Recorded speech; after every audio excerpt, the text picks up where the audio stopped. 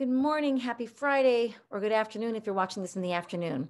I want to get right into the last of the lessons of the week with a quick little video to help you see what it is that I'm going to ask you to do today. All right.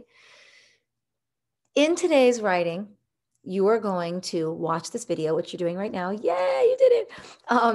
You're going to go back in to the 3 or 4 different pieces of writing that you composed this week in your notebook or on pieces of paper. One might be about each kindness. One might be about chrysanthemum, maybe 2. And one might be about those shoes. That's 3, maybe 4 if you did more than one.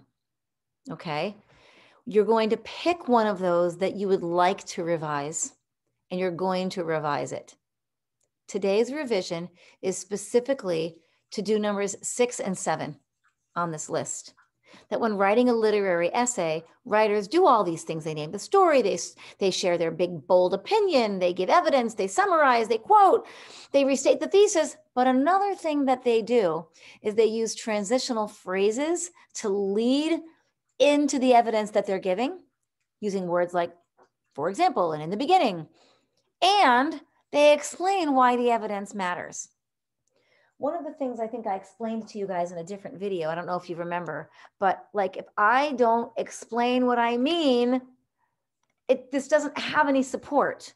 So if I'm going to give evidence from a story, I need to make sure that I support that evidence, because if I don't have the support, the evidence just falls apart. All right, let me show you what I mean. I'm going to think about leading my evidence that I'm giving with some kind of couple of words that will help the readers know, oh, she's about to give us some evidence. I might say something like, in the story it says, or in one part of the story that shows this is when, or I might say in the beginning or in the middle or in the end. That's going to let readers know that I'm giving some specific evidence or a quote. Then I'm going to explain why that matters to my big idea. Do you hear that noise? That's my dog scratching. Flo. And then she stops. So I have to explain why the evidence matters. I can't just say, oh, there's this quote and there's this quote and there's this quote. And the reader's gonna be like, well, yeah, so what does that have to do with anything? And so you're gonna explain what it has to do with anything. All right. I'm gonna show you what I mean. Here in this lovely piece of writing that I put together, I wanted to say that Chloe was insensitive. Now I've already started my essay with, in the story, each kindness, readers find out that Chloe, one of the characters in the story, is not being very nice to Maya. As the story progresses, we learn that Chloe is insensitive. All right, maybe I started it out that way. Now I'm getting into the paragraphs, into the paragraph that is going to explain how she's insensitive. I say Chloe is insensitive. Chloe is insensitive when she doesn't want Maya to sit next to her. Maya smiles at her, and instead of smiling back, Chloe moves her seat, looks away, and stares out the window. That's all fine, except I would like for that piece of writing to have some kind of lead into the evidence, maybe a quote, and then some explanation as to why that's important. Here's what I mean. I don't know why every time I change this is changing colors right before our eyes. So now I might say, one example that shows how Chloe is insensitive, that's this. That's the transitional phrase that's leading us into the evidence. See, it's changing every time I click on it. One example that shows how Chloe is insensitive happens when Chloe doesn't want Maya to sit next to her.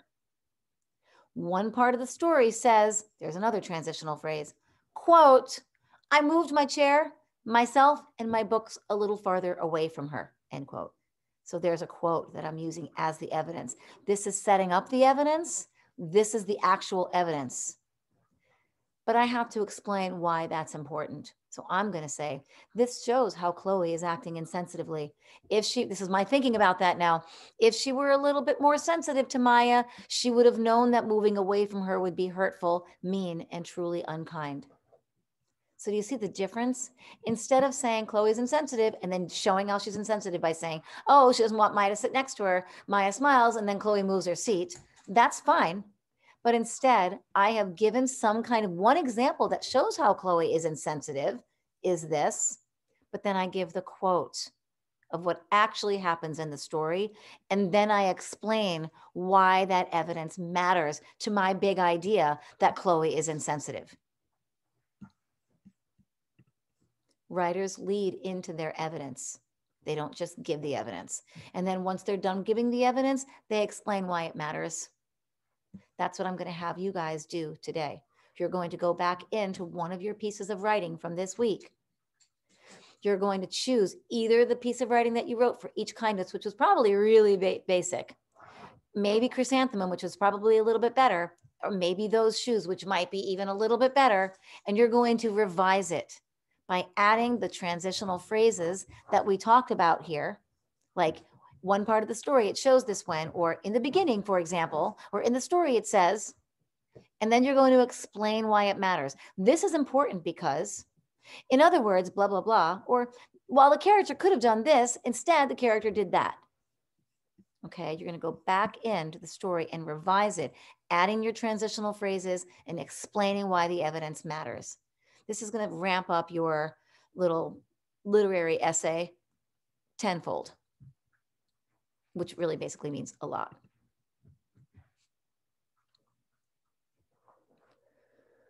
I'm going to go back and deal with my dog. I hope you all have a beautiful rest of your day and weekend. See you soon.